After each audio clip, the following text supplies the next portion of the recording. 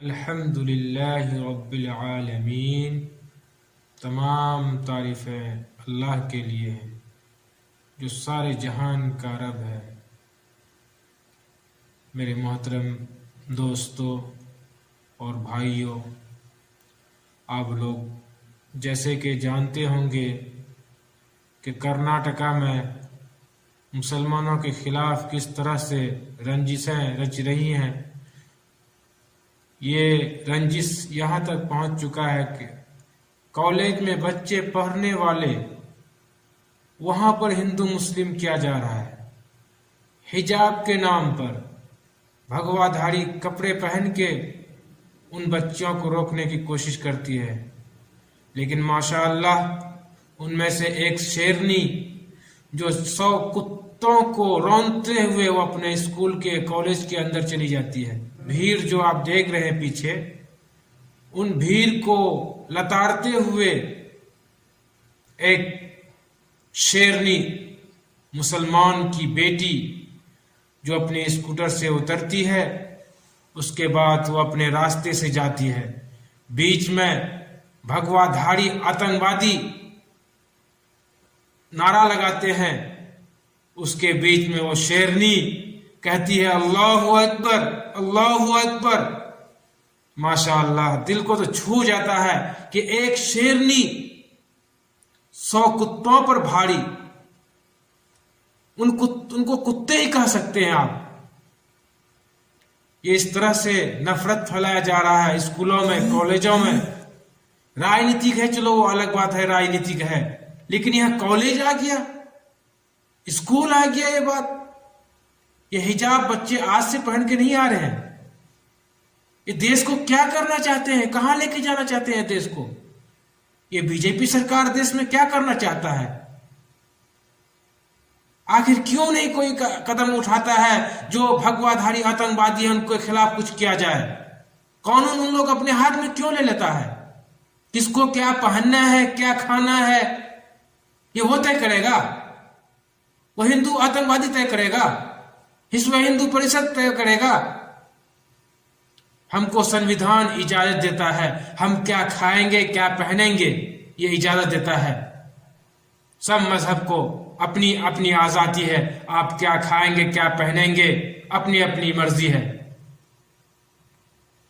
मेरे दोस्तों, ये देश को आज कहां लेके जाना चाहता है? क्या नीयत है उनका? दंगे फैलाना चाह रहा है, कितना बड़ा दंगा करना चाहेगा? बीजेपी के आने से पहले तो ऐसा तो नहीं होता था किसी कोने में, हिंदुस्तान के राज्य में किसी ऐसा दंगा नहीं हुआ। जब से बीजेपी आया है, स्कूल, लव मैरिज, लव जिहाद, क्या क्या नहीं उन लोगों ने अपनाया। लेकिन हम मुसलमानों को हिंदुस्तान की संविधान पर, उनके बाद बताए हुए तरीके पर चलकर अमल करते हैं। कानून पर मुझे यकीन है, हम लोगों को यकीन है कानून पर, हम लोग कानून को हाथ में नहीं लेते हैं। लेकिन आज बीजेपी सरकार के गुंडे जो अपने आप को हिंदू परिषद कहते हैं, विश्व हिंदू परिषद कहते हैं, बजरंग दल आतंकवादी कहते हैं, न जाने क्या क्या इन लोगों ने अपना लिया है, क्या क्या ग्रुप बना लिया है, अल्लाह ही जानता है। लेकिन उस बेटी, उस बहन कर मुझे फख्र है कि उन कुत्तों की भेड़ों को रौंदते हुए अकेली, जबकि उन लोगों ने कम से कम 100 आदमी से ज्यादा होगा, उन लोग 100 आदमी से ज्यादा होगा, लेकिन वो मुस्लिम की एक बेटी, माशाअल्लाह क्या कहना, स्कूटर से उतरती है और अपने रास्ते पर जाती है। लेकिन जब बोलते हैं हाथी जब रास्ते पर चलता है तो कुत्ते भौंकते हैं, उसी तरह जब वो लेडीज, वो मुस्लिम लड़की जो स्कूटर से अपने कॉलेज जा रही थी, वो कुत्ते जो भौंक रहे थे, उन भौंकने वालों को क्या जवाब दिया मेरी बहन ने? कहा तुम भौंकते रहो, लेकिन उसने क्या कहा? अल्लाहु अकबर, अल्लाहु अकबर, अल्लाह सबसे बड़ा है। उनका कहने का मतलब यह है कि मैं सिर्फ अल्लाह से डरती हूं, तुम लोग जो करना चाहो कर लो, मैं सिर्फ अल्लाह को सबसे बड़ा मानती हूं। इस बेटी ने कही है, इस बहन ने कही है। आज हिंदुस्तान के मैं मुसलमान लड़कों से, मर्दों से, औरतों से, बेटियों से, बहनों से कहना चाहूंगा, आप भी इसी तरह से बने जिस तरह से इस बहन ने कही है। उन कुत्तों की भीड़ में जिस तरह उन्होंने अल्लाह अकबर का नारा लगाया हिजाब पहनकर, उसी तरह हम तमाम भाइयों को चाहिए कि उसी तरह बहन बनाएं हिम्मत वाली, उसी तरह बेटियां पैदा करें। मेरे दोस्तों, मैं इतना ही बात कहने के लिए आया था। ये बीजेपी सरकार, अभी यूपी में इलेक्शन है और दंगे दूसरे जगह करवा रहा है। ये उनका चाल है, क्या है नहीं है, ये अल्लाह ही बेहतर जानता है। आपको हिंदुस्तान को कहां लेके चले गए हैं। मेरे दोस्तों, आप लोग उस बेटी के लिए दुआ कीजिए, उस बहन के लिए दुआ कीजिए कि अल्लाह ताला उनको और तरक्की दे, उनको और हिम्मत दे अल्लाह ताला। सब लोग दुआ करें उस बेटी के लिए, उस बहन के लिए। अल्लाह ताला उनकी उम्र को दराज करे, अल्लाह ताला उनकी तमाम बला मुसीबतों से हिफाजत फरमाए, अल्लाह ताला उनके आने वाली तमाम बला मुसीबतों से हिफाजत फरमाए। पता है आप लोगों को भाई, आज का हेट न्यूज उस बहन ने पूरी दुनिया में फैला दिया। उसकी सब दाद दे रहे हैं, सब उसकी तारीफ कर रहे हैं। क्या बयान दिया उस बहन ने, उस बेटी ने। उन कुत्तों की भीड़ में उन्होंने अल्लाह अकबर का नारा लगाया। तो इन्हीं बातों से मैं अपना बातों को ख़त्म करना चाहता हूँ। अल्लाह ताला आप लोगों को समझ दे और आप लोग नमाज पढ़ें, ज़कात दें, जो गरीब हैं उसको आप मदद करें, पैसे से, माली से इमदाद करें। जिनके घरों में बेटियां हैं, अगर उनकी शादी नहीं हो रही है, उनसे उनकी शादी करवा दीजिए। कोई अच्छे लड़के देखकर, को कर्जदार है, पैसे नहीं उनके पास, अगर अल्लाह ताला ने आपको उतना दिया है, आप उनकी मदद कर सकते हैं। मेरे दोस्तों, मेरा कहने का मतलब यह है कि आज का मेरा वीडियो मैं इसीलिए लाया था कि आप लोग देख सकें कि हिंदुस्तान को ये भगवा आतंकवादी देश को कहाँ लेके जाना चाह रहा है। ये बीजेपी जो सरकार है, ये उनसे मिली हुई है, ये उनका पूरा सपोर्ट है उन ग्रुपों को, जिसके वजह से लोग न तो कानून का डर है उनको, ना उनको पुलिस प्रशासन का डर है। क्या हमारे झंडा से बेहतर उनका झंडा है? हिंदुस्तान का झंडा सदा ऊंचा रहा है, सदा ऊंचा रहेगा इंशाअल्लाह। ना गिरने देंगे, अपनी जान भी चले जाए लेकिन झंडा को गिरने नहीं देंगे। लेकिन उन आतंकवादियों ने हिंदुस्तान का झंडा उतारकर भगवा झंडा लहराया है। मैं प्रशासन से अपील करना चाहूंगा कि ऐसे आतंकवादियों पर कार्रवाई होनी चाहिए जो देश के झंडा का अपमान कर रहा है, जो कानून को अपने हाथ में ले रहा है, उस पर कार्रवाई की जाए। कर्नाटक सरकार से मैं कहना चाहता हूं, जो बच्चियां पढ़ने के लिए आती हैं, आज से हिजाब में नहीं आ रही है, बरसों से चली आ रही है। मुसलमान का ये हिजाब पहनना जरूरी है।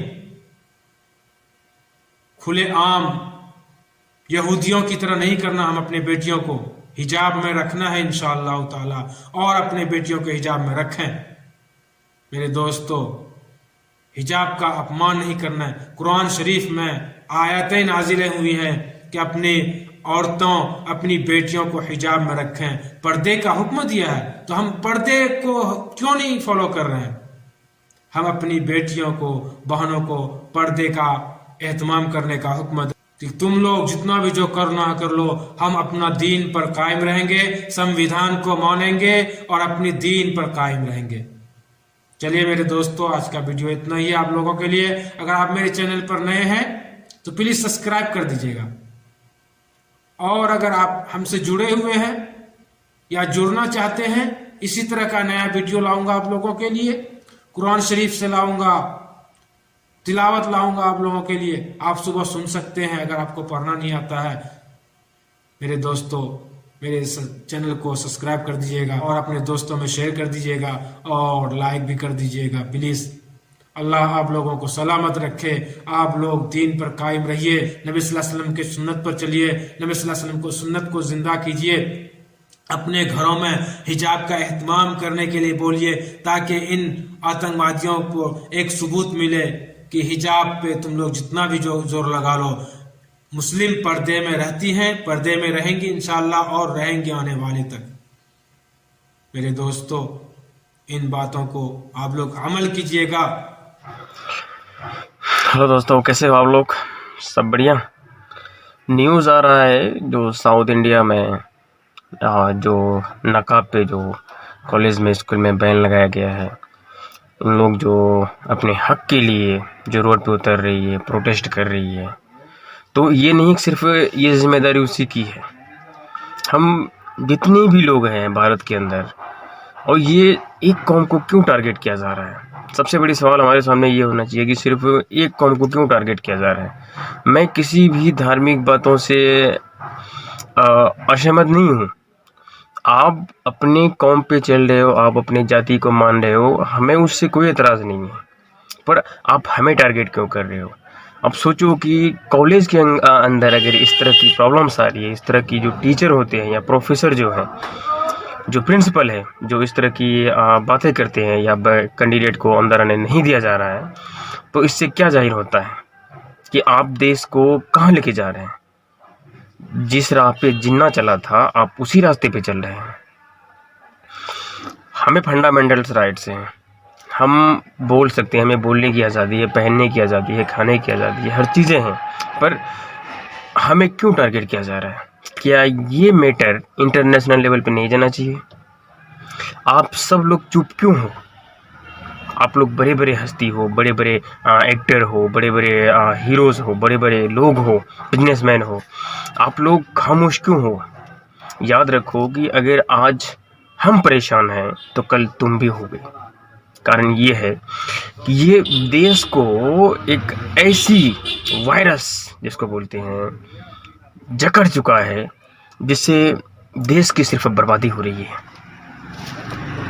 मैं ये नहीं कह रहा हूँ कि आप खुद देखो कि इंटरनेशनल लेवल पे देश की कितनी बेइज्जती हो रही है, पर ये सरकार को कुछ फ़र्क नहीं पड़ रहा है। नहीं पड़ने के कारण ये है कि इसने अपने कैंपस में 52 साल तक इंडियन फ्लैग नहीं लहराया। ये ऑन रिकॉर्ड है।